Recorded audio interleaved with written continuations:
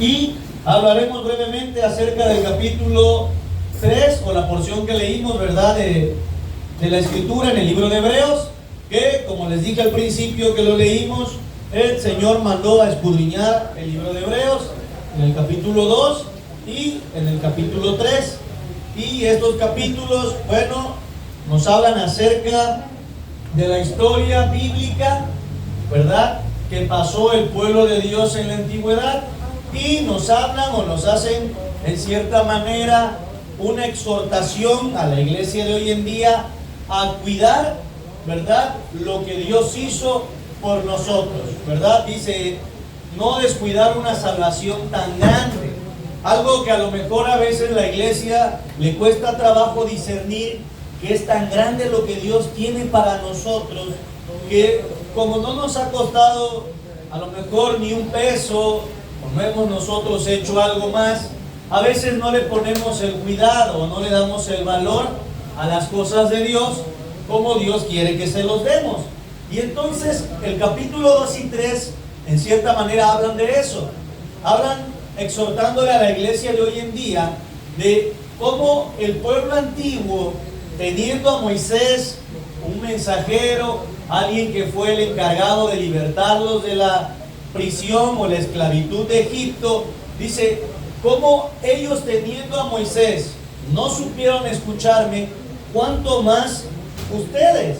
Y habla de la superioridad de Jesús, ¿verdad?, con Moisés, haciendo referencia a que Jesús era superior a Moisés en sus obras, en todo lo que hizo, que Jesús es el creador y Moisés era creación, ¿verdad?, o era parte de la creación, que era mayor gloria y honra lo que vino a hacer Jesús que lo que hizo Moisés, siendo el sumo sacerdote, siendo el sacrificio, ¿verdad?, o el cordero que quitó el pecado.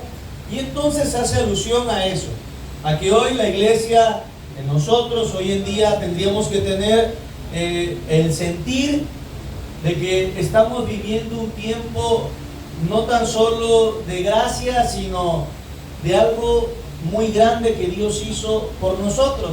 La Biblia dice que nosotros, siendo aún pecadores, Cristo murió por nosotros.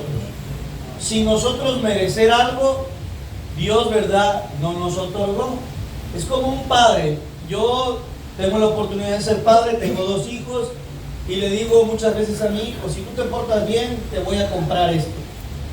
Y entonces nosotros ponemos una condición a nuestros hijos de manera carnal o terrenal para que ellos merezcan el obtener algo. Dios, en su infinita misericordia, sin que nosotros mereciéramos eso, ¿verdad?, Él vino y nos dio, porque ese es el amor, ¿verdad?, de Dios para con su iglesia. Y entonces, entrando un poco a detalle, en el capítulo 3 donde leímos, la carta de los Hebreos exhorta a la iglesia, dice, como dice el Espíritu Santo, si oyeres hoy su voz, no endurezcáis vuestros corazones como vuestros padres, cuando me tentaron y me provocaron en el desierto y vieron mis obras por 40 años.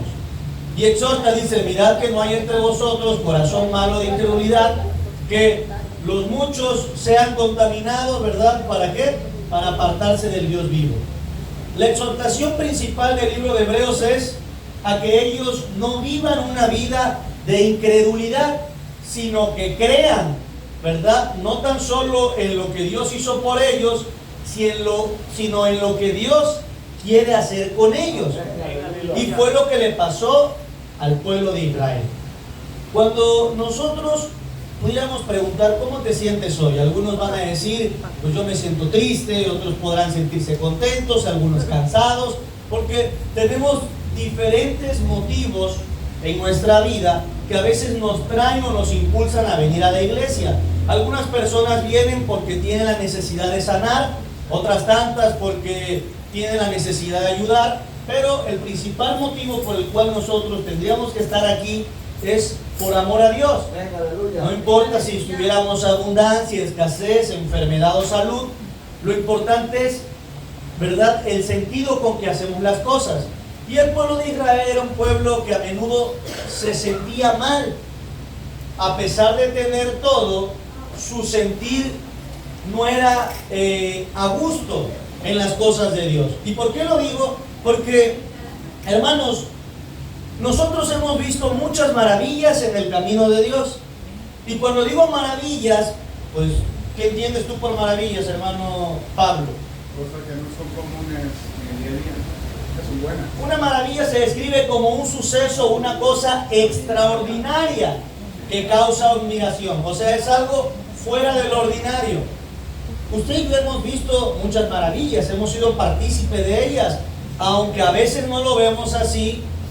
Una maravilla es algo fuera de lo normal o de lo ordinario, que pasa no tan solo en la iglesia, sino también en nuestras vidas.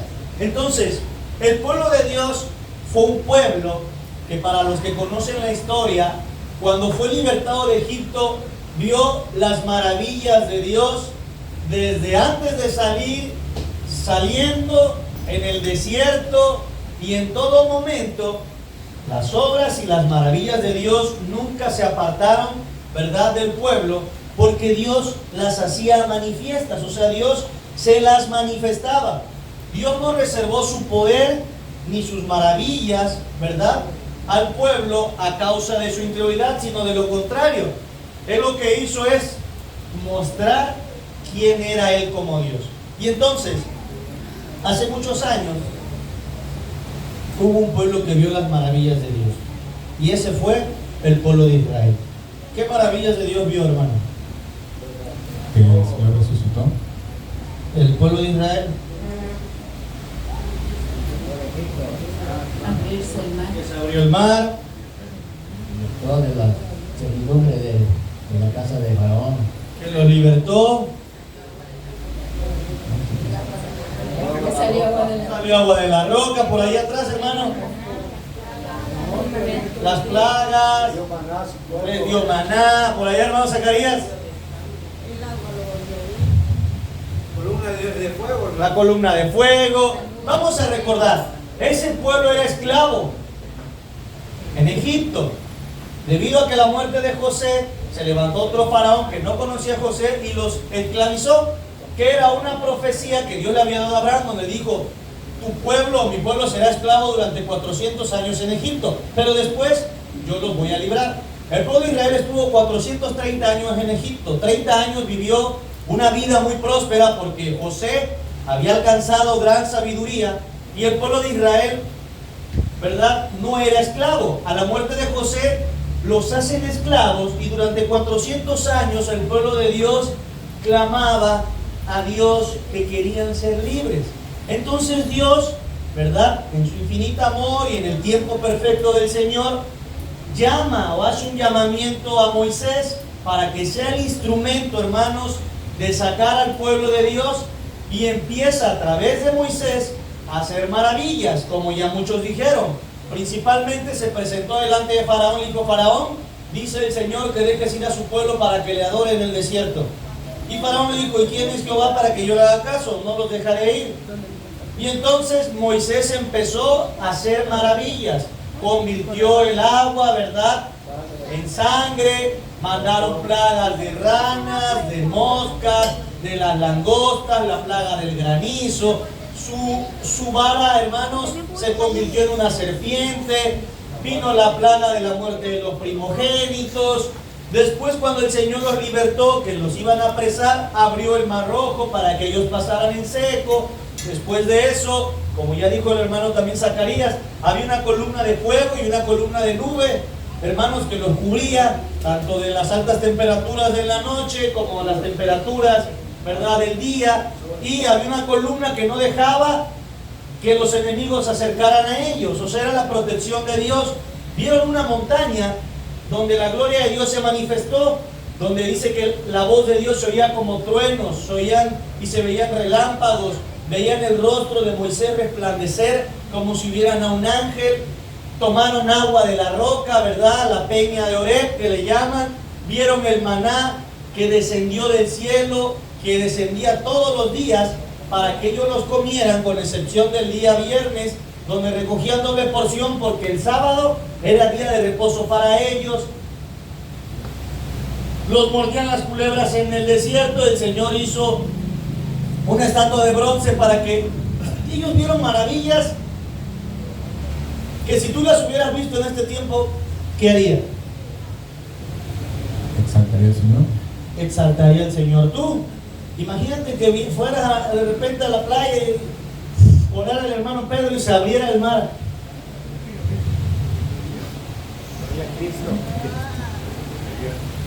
O que ahorita oráramos como lo hacían en la antigüedad de Elías y descendiera fuego del cielo. Imagínense, ¿cómo creen que era la condición de un pueblo que veía cosas extraordinarias que no habían visto en Egipto? Es como si la gente escucha que en las iglesias hay poder, hay sanidad, hay milagros, hay dones. Algunas iglesias dicen que están locos las personas que aún creen en los dones, otros dicen que son sectas, y cada quien tiene diferentes pensamientos. Pero cuando una persona que a lo mejor no es partícipe de tu iglesia oye que en ese lugar hay milagros, las personas piensan que es una iglesia, ¿cómo? Primero dicen, vamos a ver si no están locos. Pero cuando son partícipes de las maravillas dicen, es una iglesia donde Dios manifiesta su poder. Pareciera que fuera una iglesia, vamos a llamarlo así, en todo momento fiel, ferviente, una iglesia santa, una iglesia sometida, pero la historia bíblica dice que no. La historia bíblica dice que a pesar de que Dios manifestaba su poder, la condición del pueblo que veía las maravillas, ¿cómo era? Era, hermanos, una condición inestable. Ellos estaban a disgusto, porque ellos decían, oye, tenemos hambre y estamos fastidiados de nada más comer este maná. Y entonces el Señor escuchó lo que ellos decían y les dio codornices. Y les dice, no comerán un día, sino hasta que las codornices les salgan por las narices. Venían aquí y decían, ay, pero es que acuérdense que en Egipto había otras cosas mejores y hoy venimos aquí. Entonces, la condición de ese pueblo, o lo que causó endurecer el corazón del pueblo, es que ellos oían a Dios, pero no aceptaban la voluntad de Dios. Y es algo que sigue pasando en nuestra vida, inclusive en muchos de nosotros, en muchas iglesias, porque todos escuchan la palabra. Algunos se duermen en la prédica, pero los que la escuchan, pero no tan solo es oír. Por eso dice el mensaje, si oyeres hoy su voz, no endurezcáis, no porque yo sea Dios, sino porque estoy hablando palabra de Dios. Porque muchos van a decir, sí, pero yo no he escuchado a Dios. No tienes literalmente que escuchar la voz de Dios para saber que Dios te está hablando. El Señor dice que Él haría hablar, si nosotros no habláramos, hasta las piedras hablarían por nosotros. Entonces, ellos endurecían su corazón, y la causa de un corazón duro, como dice aquí, no dejes engañarte, o no dejes que el pecado te engañe y eso endurezca tu corazón, sino que también era la falta de credibilidad a lo que ellos oían de Dios. ¿Y por qué? ¿Por qué lo digo? Porque muchos de nosotros escuchamos la palabra de Dios cuando dice, voy a lo que siempre pongo de ejemplo, perdonaos unos a otros. Lo hemos escuchado, es palabra de Dios, no lo digo yo, no me lo inventé yo, no se lo inventó el hermano Pedro, lo dice la Biblia, lo ha dicho el Señor a través de muchos en mensajes, en visiones, en sueños. Dice, perdonaos, amaos los unos a los otros. Lo oímos, pero no lo aceptamos. Entonces, lo que quiere el Señor mostrarnos es que este pueblo que veía el agua de la roca, que veía el maná del cielo, que veía la columna de fuego, de nube, que había visto los mares abiertos, es para que la condición o la fe de ese pueblo, ¿cómo estuviera? Porque su Dios, tenían hambre, les daba comida, tenían sed, les daba bebida. Venían los enemigos, los cubría. Estaban rodeados, imagínense, estaba el mar y por acá venía Faraón y su ejército para matarlo. Decían, Moisés, para eso no nos sacaste. Pues no trabajaban. La Biblia dice que su calzado ni su vestidura se envejecía. Dios era todo para ellos. Su condición tendría que haber sido, hermanos, la de darle la gloria a Dios para todo. Pero ¿qué pasaba? Estaban inconformes. Hoy, en este tiempo, muchos de nosotros realmente padecemos el mismo problema que el pueblo de Israel. En lugar de ser un pueblo firme, fuerte, lleno de fe, de amor, un pueblo que se levante, que continúe, caemos en el mismo error que Hebreos nos dice que no caigamos. Dice, todo eso aconteció para que nosotros no hagamos los mismos errores que ellos hicieron. Pero tal vez usted diga, sí, hermano, pero yo no he visto que el mar se abra. Ellos lo vieron. Si yo viera el mar abrir, porque es lo que muchos dicen, es que si yo hubiera visto el mar abrirse, seguiría yo en la iglesia. Es que yo no vi resucitar a Lázaro, hermano. Si yo viera resucitar a un muerto, yo le sirvo a Dios. Hermano, es que yo no vi que el maná cayera del cielo. Hebreos dice que nosotros estamos o tenemos una responsabilidad más grande. Porque exactamente todas las señales que hizo Moisés eran una sombra de lo que Jesús iba a ser. Es que yo no era esclavo, claro que éramos esclavos del pecado. Y vino Jesús y nos libertó.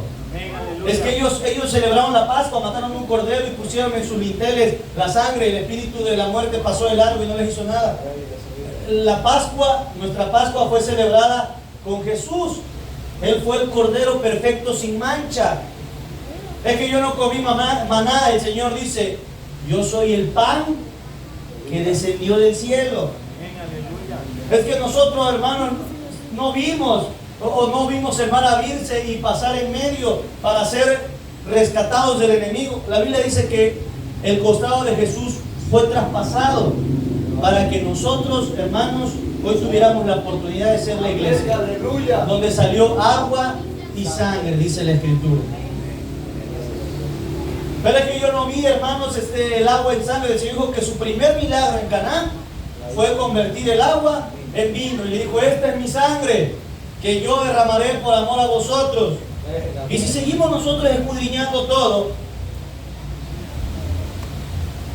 todos los que estamos aquí somos parte de unas maravillas más grandes, partícipes que la que el otro pueblo vivió.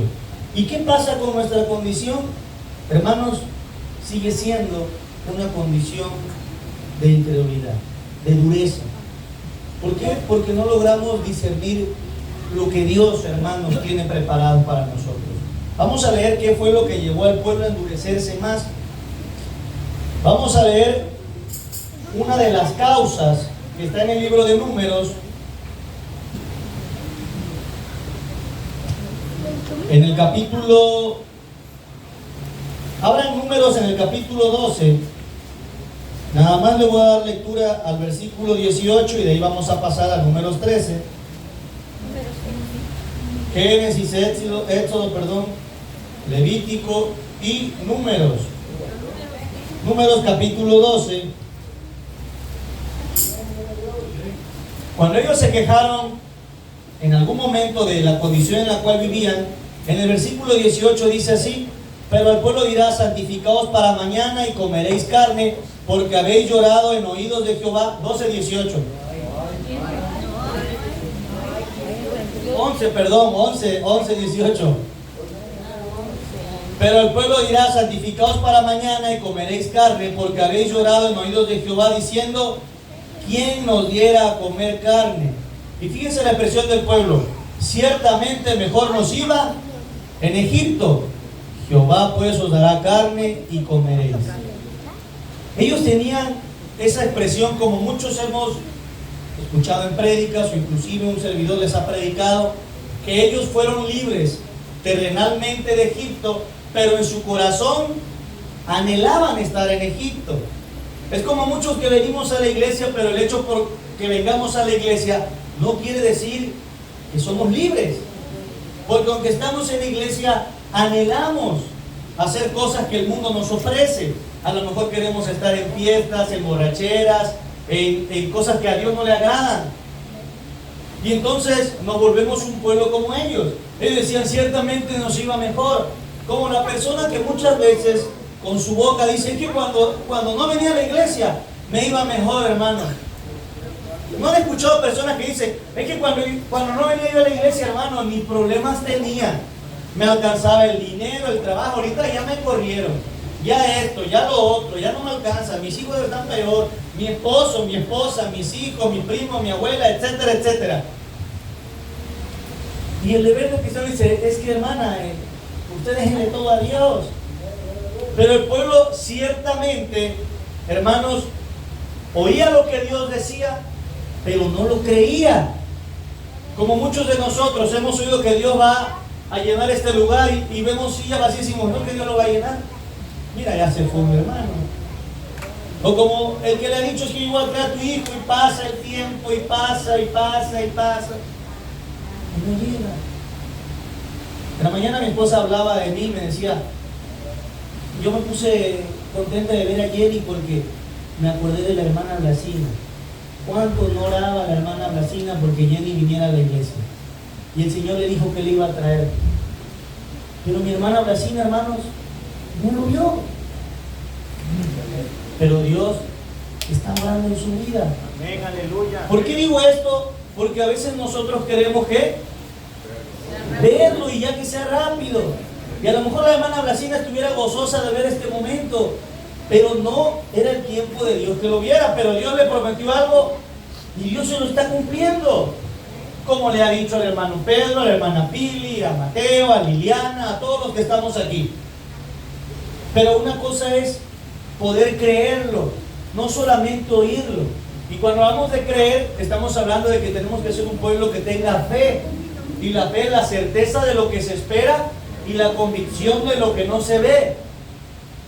Yo estoy con la certeza, ¿verdad?, de que algo va a llegar a mi vida y estoy convencido, aunque no lo vea, Amén, aleluya. de que va a venir a mi vida. El pueblo no estaba convencido de lo que Dios le decía por medio de Moisés.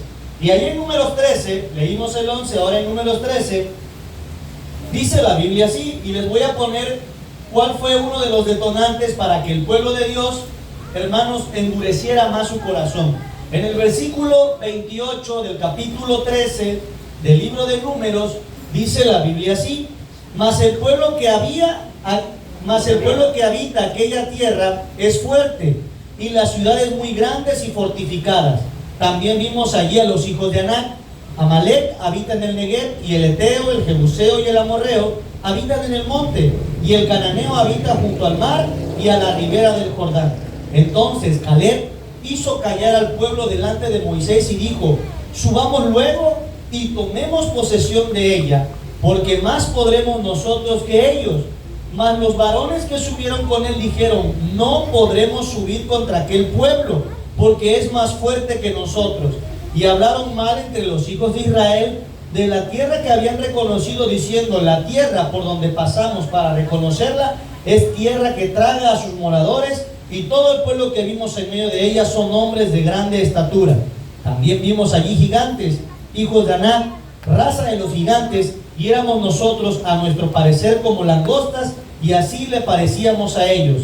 Entonces toda la congregación gritó y dio voces, y el pueblo lloró aquella noche, y se quejaron contra Moisés y contra Aarón todos los hijos de Israel, y les dijo toda la multitud, ojalá muriéramos en la tierra de Egipto o en este desierto, ojalá muriéramos. ¿Y por qué nos trae Jehová esta tierra para caer a espada y que nuestras mujeres y nuestros niños sean por presa?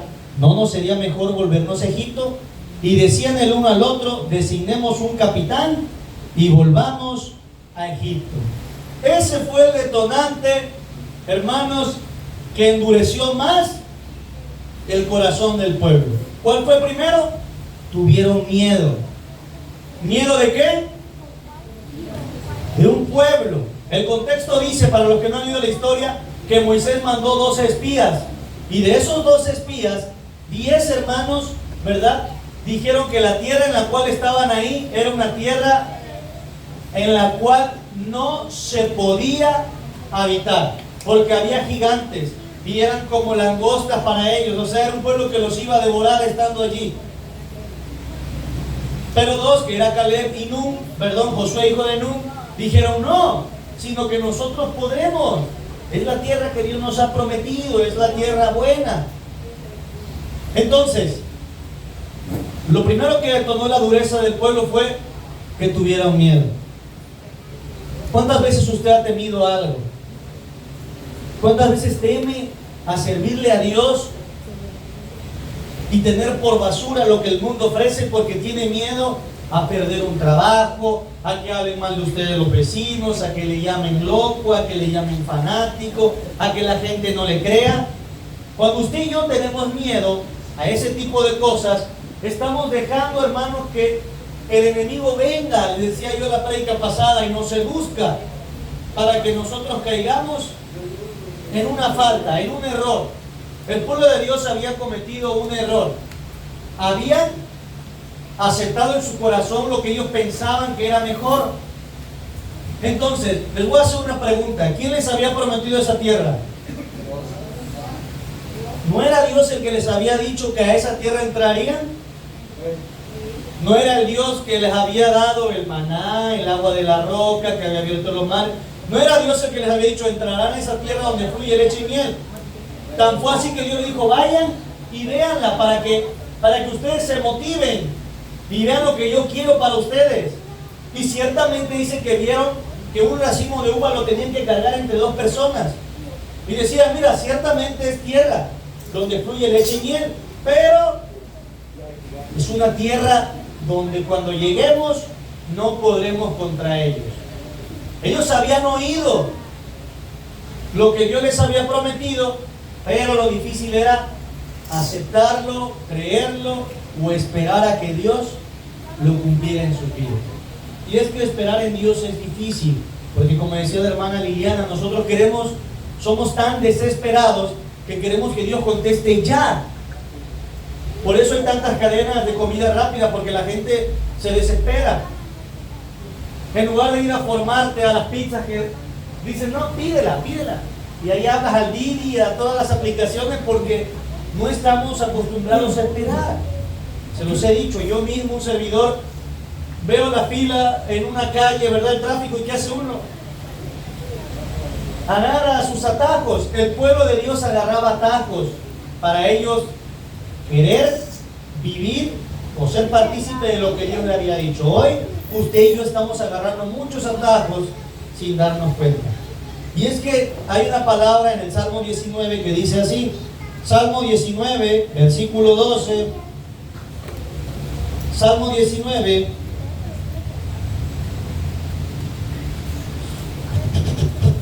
el salmista en el Salmo 19 dice lo siguiente.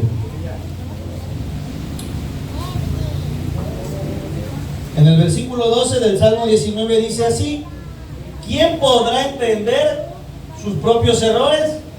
Líbrame de los que me son ocultos. Cometer errores significa tomar decisiones desacertadas o elegir un rumbo equivocado. ¿Quién aquí no ha cometido un error? Todos hemos cometido errores. Pero el salmista dice, ¿quién podrá? Diciéndole al Señor, Señor, tú lo conoces todo, dice la Biblia. Antes de que tú pongas una palabra en tu boca para externarla a Dios, Dios ya sabe lo que vas a hacer. Antes de que tú le pidas algo a Dios, Dios ya lo conoce, porque Él es omnisciente, omnipresente, omnipotente. Él es todopoderoso. Entonces, el pueblo de Dios, como le pasó con Aarón, tenía un error oculto, un pecado oculto, por lo cual él hizo un becerro. Y esas cosas que a veces nosotros ocultamos son, hermanos, las que a nosotros nos hacen no creerle a Dios en su totalidad. O sea, tomamos caminos errados, equivocados. La solución para ellos era que ellos le creyeron a la mayoría. 10 espías le dijeron, esa tierra es una tierra donde hay gigantes, nos van a matar. Y 2 de ellos, el cual era Caleb y Josué, dijeron, no, pueblo, levántense, nosotros podemos. Pero dice que el pueblo no escuchó a Caleb, sino a lo contrario. Ellos dijeron, ¡ay, ojalá muriéramos! Por eso Hebreos dice, mirad que no hay entre vosotros corazón de incredulidad. Aleluya. Mirad que no haya, le dice a nosotros y a Hebreos en ese momento, mirad que no hay entre nosotros alguien que no crea y que haga que los muchos o que nos apartemos de lo que Dios quiere. ¿Cómo es posible que el factor humano pudo afectar las promesas de Dios? Es algo latente. Las personas se van de la iglesia por falta o causa del mal testimonio ¿de quién? De alguien. Y dice, yo no voy a esa iglesia por Jeremías, yo no voy a esa iglesia por Abraham, yo no voy por la hermana Citlali. Están desalentándose. ¿Por qué, hermanos? Por el factor humano. Pero ¿por qué se desalientan si Caleb no lo era? Porque la Biblia dice que Caleb era de otro espíritu. Caleb había creído para qué había sido llamado, como Dios le dice a usted y a mí. Dios nos ha llamado para algo que usted y yo no conocemos. Decía un hermano por ahí, Dios no escoge a los más preparados, sino prepara a los escogidos. Amén, aleluya. Porque si vemos la historia de Moisés, Moisés no era el mejor. Era tartamudo, había matado a uno en Egipto. Si vemos la historia de Jeremías, Jeremías decía, Señor, pero yo soy tan solo un niño. Hey, no temas, porque como tú estés ahí, yo soy el que voy a hablar por ti. Si vemos a Saulo, no fue el que fue a un convento, o el apóstol Pablo, ¿verdad? No fue el que estuvo ahí siempre sirviendo en la iglesia, no, era un asesino de la iglesia. Pero Dios lo escogió y lo preparó. Ahora la iglesia quiere que todos estemos preparados para sentir que somos los escogidos. Aleluya. Y entonces, no, prepárate 7 meses de un discipulado para que Dios te toque. No. Acuérdense la historia del etíope eunuco cuando Felipe le dijo, si tú crees, bien puedes. Lo único que a ti te hace que no seas un instrumento, vamos a llamarlo así, eficiente para Dios, es tu fe. Amén, aleluya. No hay otra cosa, hermanos. Dios realmente, iglesia, nosotros tenemos que entender, y escúcheme bien, solo en Jesús hay salvación. No hay salvación en otra cosa, porque dice, no hay otro nombre dado a los hombres en el cual podamos ser salvos. No hay salvación ni en tus riquezas, ni en los dones que tú ejerces, ni en tu posición, bueno, ya dije, económica, ni en la iglesia que sirves, ni con el pastor al que tú siempre estás de la mano, ni porque cantes mejor. No, ¿es en qué? En Jesús, en lo que nosotros no le hemos dado el valor que merece. ¿Por qué? Porque nos pasa lo del pueblo antiguo. ¿Saben quién fue el culpable de que no heredaran la tierra? Para ellos fue Dios. Porque le dicen, Señor, nos sacaste al desierto para morir. Ellos habían convertido la tierra de vida eterna en una tierra de muerte. Decían, Él nos sacó aquí para que nos muriéramos. Imagínense el grito. Porque la Biblia dice ahí, lo vamos a leer otra vez, Números 14. ¿Qué hizo el pueblo? En el versículo 1 al 4 dice así. Entonces toda la congregación que hizo, gritó y dio voces, y el pueblo lloró aquella noche. Y se quejaron contra Moisés y contra Aarón. Todos los hijos de Israel les dijeron, y dijo toda la multitud, ojalá muriéramos en la tierra de Egipto y en este desierto, ojalá muriéramos. Lo peor que le pudo haber pasado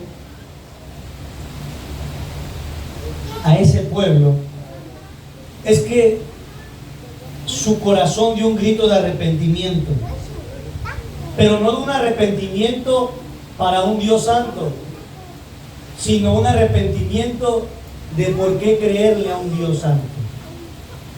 Ellos no gritaron diciendo, Señor, perdónanos. Señor, como usted y yo muchas veces realmente no lo hacemos.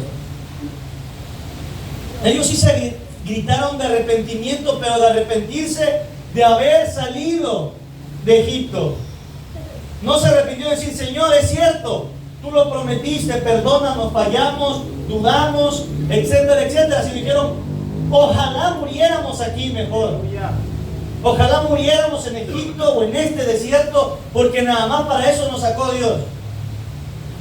¿Cuántas veces no ha ido a personas, inclusive a lo mejor usted dice, Señor, pero es que tú dijiste que iba a pasar esto y no pasó, pero es que Señor, muchas veces nuestro clamor no es un clamor de arrepentimiento. La Biblia dice que el que confiesa su pecado alcanzará misericordia, pero el que lo oculta no prosperará.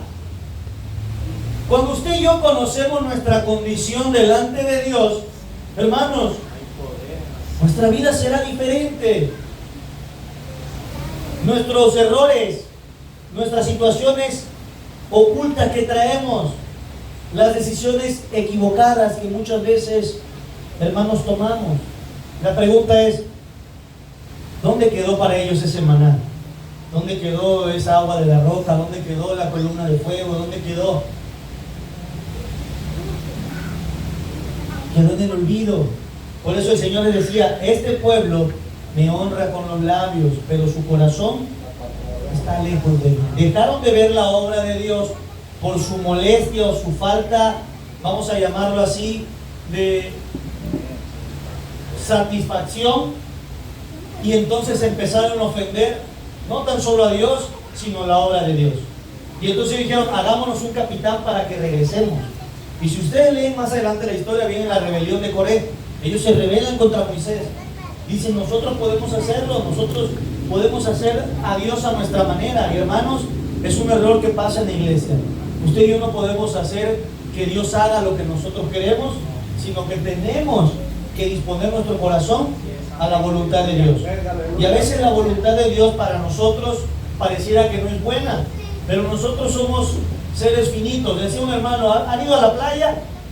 ¿Han visto la cantidad de arena que hay a la orilla del mar? Así es la mente del Señor. ¿Y han visto cómo un niño llena una cubetita y tiene su límite? Así es la mente del hombre. Es algo tan pequeño y el pensamiento de Dios es inmenso. Por eso la Biblia dice, porque mis pensamientos no son sus pensamientos, ni mis caminos son sus caminos, porque yo tengo pensamientos de paz para vosotros. Pero el pueblo de Israel se desesperó, se atemorizó y culpó a Dios. Como usted y yo culpamos a Dios cuando pasa algo en la iglesia. Es que si Dios hubiera tocado al hermano Jeremías, no hubiera pasado eso. Es que si Dios hubiera hecho esto, al hermano Pablo, perdón, no hubiera pasado lo otro. Es que si Dios hubiera... A ver, hermanos, ¿qué es lo que nosotros tenemos que hacer? Dios tiene un plan perfecto. Amén, pero nos desesperamos nosotros en ese tema de decirle a Dios, y nos arrepentimos antes de ponernos a cuenta, nos arrepentimos de servirle. Entonces, ¿cuántos años llevo yo sirviendo en la iglesia? Y mira con lo que me pagan los hermanos. Es que todo lo que yo he hecho por el hermano y ven lo que me hace. Es que todo lo que yo hago, es que yo he servido 30 años, así sirva 50 o 100 años. Si en tu corazón no está, hermanos, lo que Dios le expuso a Hebreos, de que lo más grande en tu vida se llama Jesús, no servirá de nada.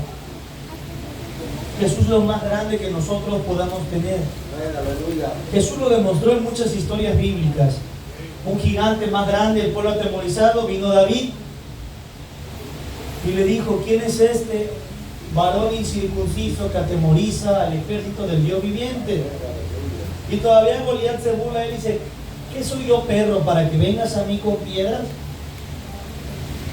Y saca su espada y todavía le dice, hoy le voy a dar de comer, ¿verdad?, a los pájaros de tu cabeza. Y David agarró su piedra y le dijo, yo vengo en el nombre de Jehová de los ejércitos. Y Goliat cayó. Gedeón, con 300 hombres, ¿verdad?, destruyó, hermanos, ejércitos tan grandes.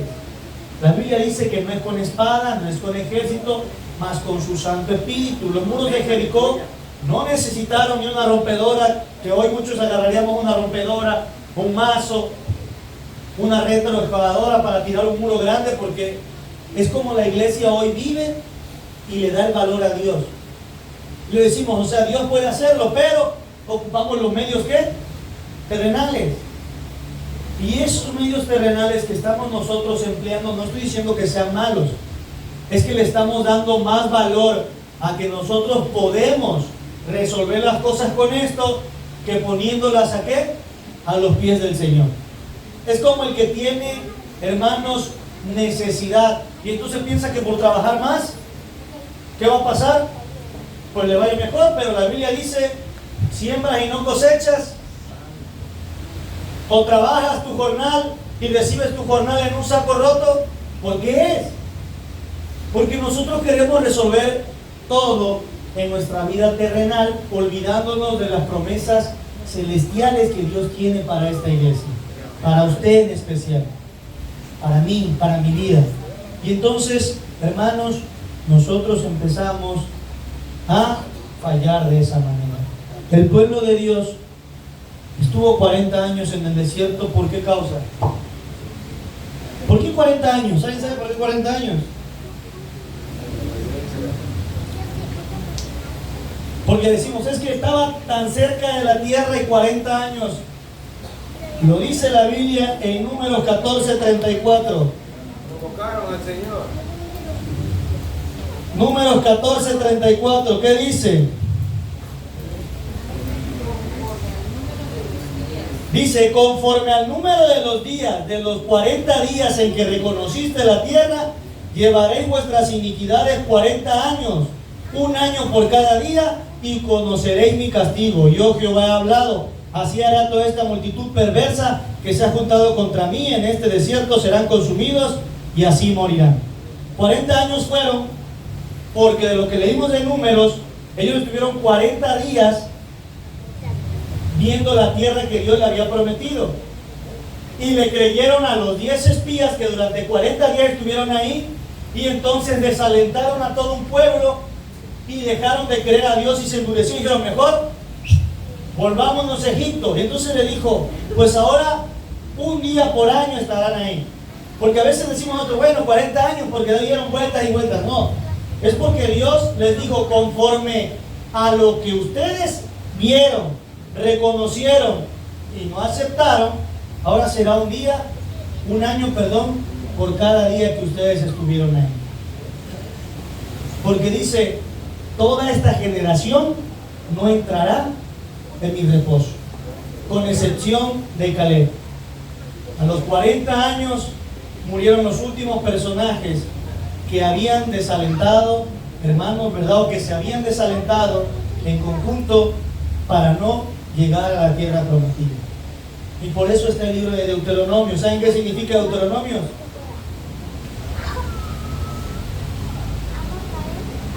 Génesis habla de la creación, Éxodo de la salida, Levítico ¿de qué habla? De la ley de Dios. Números, la historia, y Deuteronomios nos vuelve a repetir la ley. Deuteronomio significa repetición de la ley o la segunda ley. ¿Y por qué se tuvo que repetir? Porque ahora toda la nación que iba a heredar la tierra prometida, la tierra de Canaán, no la conocía. Y por eso se les repitió la ley a todos ellos, hermanos. Por eso la ley está 2 veces. Usted lee Deuteronomio y Levítico y prácticamente dicen lo mismo. Y tú dices, pero la ley esta ya me la sé. No, es porque todo lleva una secuencia. Por eso Deuteronomio significa repetición de la ley, porque ahora el Señor le dio esa ley a la generación que iba a poder heredar, hermanos, la tierra que Él había prometido.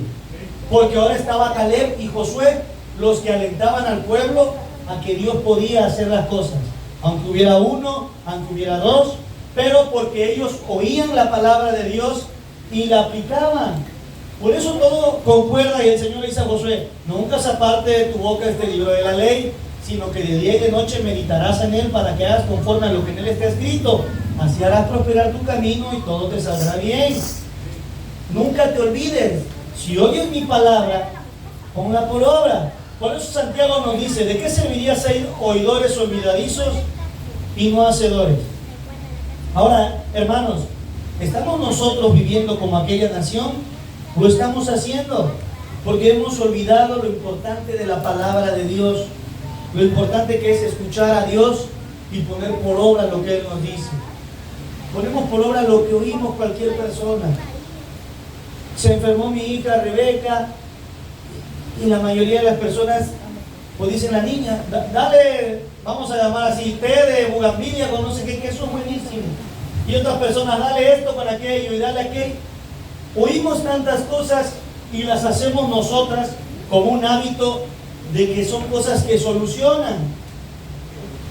Pero nos cuesta trabajo oír la palabra de Dios, que es la mejor solución para nuestras vidas. ¿Por qué causa?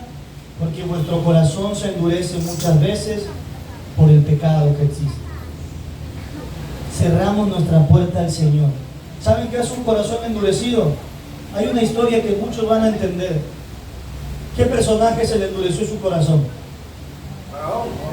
A Faraón. ¿Y qué hizo Faraón en primera instancia? No reconocer a Dios. Cuando fue Moisés, dijo, hey, dice el Señor que me dejes ir a tu pueblo. Dijo, ¿y quién es Jehová para que yo le obedezca? Un corazón endurecido cierra su corazón a Dios para decirle, yo ¿por qué voy a obedecer lo que se habla en la iglesia? Yo no voy a hacer ni esto, ni voy a guardar santidad, ni voy a orar, ni voy a leer, Eso es un corazón endurecido, hermano.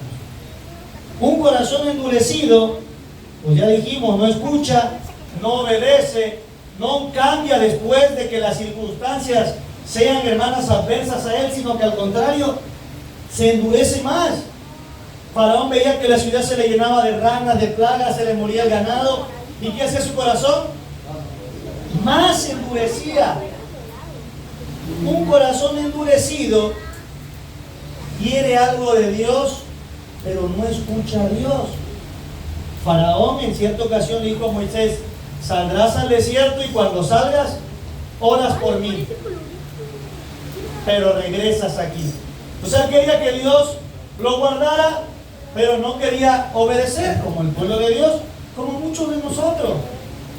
Un corazón endurecido, hermanos, puede tener las palabras correctas o decir o proferir las palabras correctas, pero no las pone por obra. Un corazón duro puede saber lo que tiene que hacer sin la intención de querer cambiar. Es como si el Señor dijo, pídanse perdón, y se los he dicho. Y muchos decimos, te pido perdón y ni te he hecho nada, pero por si te he hecho algo. Y el Señor hizo un perdón sincero. Imagínense un perdón sincero para Dios eso. Bueno, ya, perdónenme todos.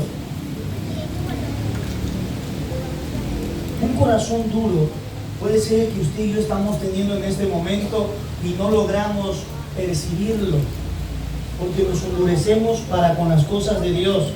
El corazón duro esperaba que la palabra de Dios fallara para que él actuara. Faraón quería que lo que dijera Moisés fallara para él decirle, ya viste, tu Dios. Un corazón endurecido no aceptaba las obras de Dios, porque cuando vio que el mar se convirtió en sangre, él trajo unos magos, ¿y qué hizo? Y también, hermanos, convirtieron el agua roja. Vinieron unos magos y su vara también se convirtió en culebras, pero la vara o la culebra de Moisés o de Aarón se las comió a los otros. Es alguien que no logra aceptar que Dios puede estar haciendo algo en la vida del hermano o en mi vida o en la vida de la iglesia. Endurecemos nuestro corazón a Dios. ¿Por qué? Porque muchos de nosotros desalentamos a los hermanos. ¿Y de qué manera puedes desalentar a alguien? Cuando tú a lo mejor vienes todos los días a la iglesia y eres el que más ora, eres el de la alabanza, quizá eres el predicador, pero lo primero que te hacen, eres el que explotas, el que ya no quieres nada, el que dice, hermano, todo está mal. Y entonces la persona que está percibiendo tu actitud, en lugar de motivarse, se desanima y dice, velo. O sea, ve, ¿cómo puede ser que sea el que predica y ve es el primero? De venir todos los días a la iglesia y a lo mejor, hermanos, orar muy bien aquí, pero vernos allá afuera haciendo cosas que a Dios no le agradan, y entonces dice, la hermanita. Yo les voy a contar, ¿salió el micrófono ya no? Yo les voy a contar un testimonio que cuando muy pequeño iba yo a otra iglesia donde realmente no conocía yo a Dios, porque era joven, era una iglesia presbiteriana. Les decía yo que no me gustaban las prédicas, me salía, y ahora que me toca predicar digo, eso que sí me veía el pastor cuando me salía, porque yo lo veo. O cuando se me iba la cabeza y según yo estaba leyendo, también se nota, hermano. Pero una vez cuando era pequeño me acuerdo que fui al carnaval. Algo que en la iglesia nos decían que era carne a Baal, que era algo malo. Pero mi vida no estaba entregada a Dios. No conocíamos a Dios de la manera que hoy Él nos ha permitido conocerlo. Y entonces siempre me acuerdo de la vida de Abraham del Valle, el muchacho güerito que servía en la iglesia. Sus hermanos tocaban los instrumentos, eran los que recogían ofrendas, pero también el hermanito Abraham era el que salía arriba del carro del carnaval, en un carro alegórico vestido de jarocho. Y entonces en ese tiempo tú veías y decías, es el hermano. Y veías a otro hermano, ¿y qué crees que hacía uno? Salúdalo para que vea que lo viste. Y entonces ya, hola, y así, y los dos caídos de la cama. Al siguiente domingo llorábamos, ofrendábamos, y nuestra vida era servirle a Dios. Era muy pequeño, desconocía la palabra de Dios, no la leía. Pero les pongo este ejemplo porque muchas veces nosotros, con lo que hacemos también afuera y nuestro mal testimonio, desalentamos a las personas. Y fue lo que exactamente le pasó al pueblo de Israel. Ellos se desalentaron porque decían, vamos a morir, no vamos a entrar a esa tierra. Lo que prometió Dios no va a pasar. Es como si usted ve al hermano mal vestido, o la hermana mal vestida, o el hermano con mal testimonio, y dice, pero si es el predicador, si es el vaso. En lugar de que tú alientes a las personas, lo que haces es que las apartas. Y le decía yo, es el principal factor por el cual las iglesias carecen, ¿verdad? Y siempre tienen bajas de creyentes, porque las personas dejan de mirar a Dios y miran al hombre. Si el hermano en su testimonio queremos quitar la paja sin quitar nuestra viga, y decimos, que cómo Dios puede usar al hermano si hace esto, hace aquello, hace lo otro. Hey, Dios lo está preparando, el hermano dará cuentas a Dios de lo que Él está haciendo, pero tú tienes primeramente que ver para qué Dios te ha llamado. Por eso yo veo que dice, hermano, no se sientan mal ahorita de la alabanza y lo que pasó. Hermanos, tenemos que ser una iglesia madura. Yo corrijo a mi hijo muchas veces, ¿por qué creen? Porque lo amo, porque quiero que le vaya bien, porque no quiero que le pase nada, porque quiero que lleve un buen camino, no porque ya no lo quiere sacar de la casa, no porque Dios nos regañe porque ya no nos quiere en la iglesia, no, de lo contrario, Dios quiere cambiar nuestra condición, y tenemos nosotros que llegarle al corazón a Dios a través de un arrepentimiento y decirle, Señor, nos hemos equivocado, perdónanos. ¿Por qué? Porque eso es lo que Dios quiere, que confesemos como aquel pueblo nuestros errores y que nos arrepintamos y demos un grito de arrepentimiento y decirle, Señor, perdón. No es, Señor, ¿por qué te serví? ¿O por qué me escogiste a mí? ¿O por qué? No, de eso no se agrada a Dios. Dios se agrada de los valientes, porque son los que van a arrebatar el reino de los cielos. Los que digan, Señor, aquí estoy, yo me equivoqué. Yo me he equivocado muchas veces. Y muchas veces le he pedido perdón al Señor. Y le digo, Señor, moldéame, examíname, purifícame, cámbiame, transfórmame, renuévame. Haz de mí lo que tengas que hacer. Quite de mí estos pensamientos, si no estoy creyendo en tu palabra, en los mensajes, ayúdame, no quiero ser yo. Ayúdame a interpretar, dame sabiduría para saber, para poder discernirlo. Porque la Biblia lo dice, hermanos. No nos compliquemos nosotros y encerrémonos en esto. No, eso es lo que hizo el pueblo. Se encerró en su pensamiento y dijo, volvamos, mejor volvamos. Es peligroso ir ahí. La Biblia dice, si Dios con nosotros, ¿quién contra nosotros? Y hoy Dios nos ha prometido algo más grande que lo que a ellos se les había prometido, un lugar que está siendo preparado para nosotros. Y así como los espías se les mostró la tierra por heredad, muchos de los hermanos han tenido visión de a dónde nos quiere llevar Dios. A un lugar donde dice calles de oro, mar de cristal. Las cosas que ojo no vio ni oído oyó son las que Dios ha preparado para aquellos que le aman.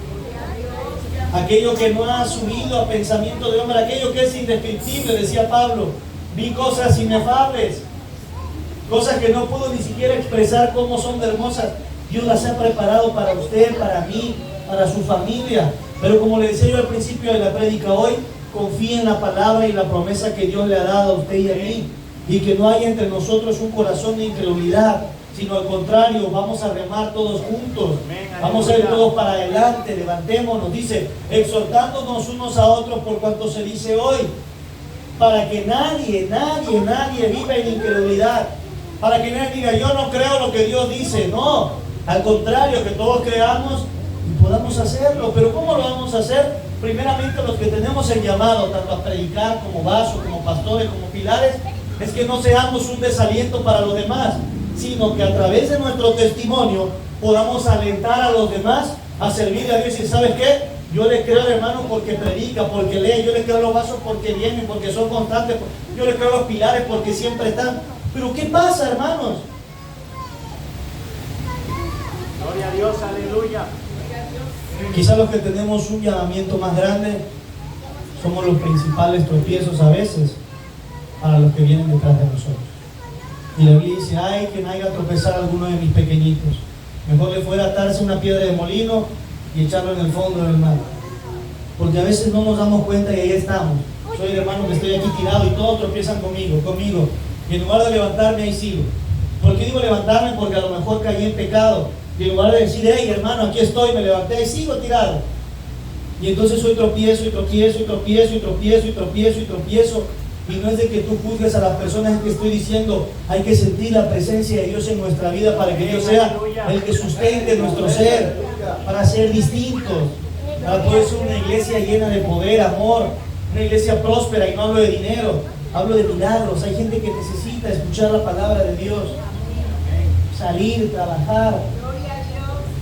¿Cuántos necesitaron estar conscientes de creerle a Dios? Caleb y Josué. Con él o con ellos dos, Dios salvó a toda una nación. Le decía yo al hermano Pablo hace unos domingos, no se necesitan muchos. Con uno o con dos que empiecen a creer y querer ser usados por Dios, Dios puede hacer grandes cosas. Lo importante es decirle al Señor, Señor, heme aquí. Así que hermanos, hoy hay muchas cosas que el Señor quiere decir, como le dijo al pueblo, que no ande vagando su corazón. La palabra vagar es andar por todas partes. Usted ve a un niño y dice, que es un vaguito, ¿por qué? Porque está aquí, anda allá, anda allá. El Señor decía, su corazón anda vagando.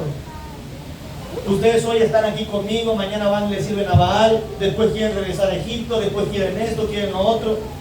Es como el creyente hoy en día, hoy está emocionado y quiere servir a Dios, mañana ya no quiere a toda la iglesia porque lo acusaron, y después viene y pide perdón, y después ya anda en el testigo, el católico, mormón, regresa aquí, se bautiza, se vuelve a bautizar.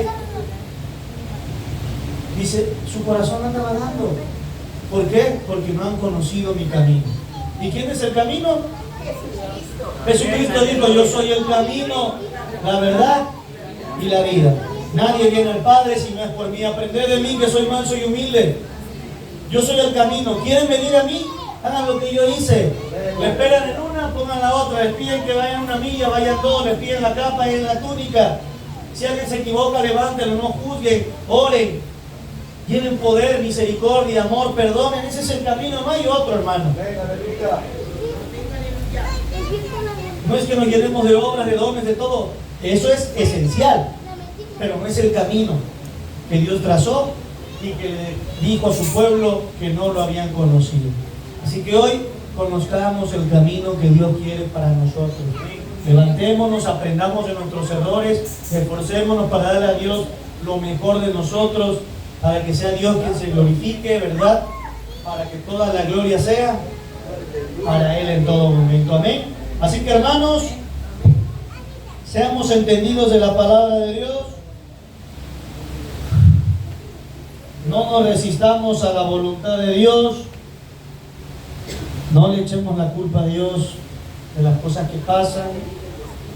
No digamos, Señor, tú dijiste, porque Dios dice, Dios cumple. Amén. Los que no cumplimos somos nosotros. Y el resultado de eso es de que muchos, si estuvieran aquí todos los bautizados que han sido bautizados en la iglesia, yo creo que tuviéramos 3 terrenos. Y a todos se le pregunta, ¿qué tiempo le va a servir a Dios? Toda la vida. Aleluya. Nunca. Hay unos que decían, de este lugar me van a sacar nada más muerto, no me sacan de otra manera. Vino el diablo y lo sacó de la mano. Pero lo que quiero decir esto es, no nos resistamos a Dios. Dios sí cumple, los que no cumplimos hemos sido nosotros. No cumplimos su mandamiento de amarnos unos a otros, ¿verdad? Y de amar a Dios por sobre todas las cosas. Vamos a hacer una oración, inclinemos nuestro rostro, Señor.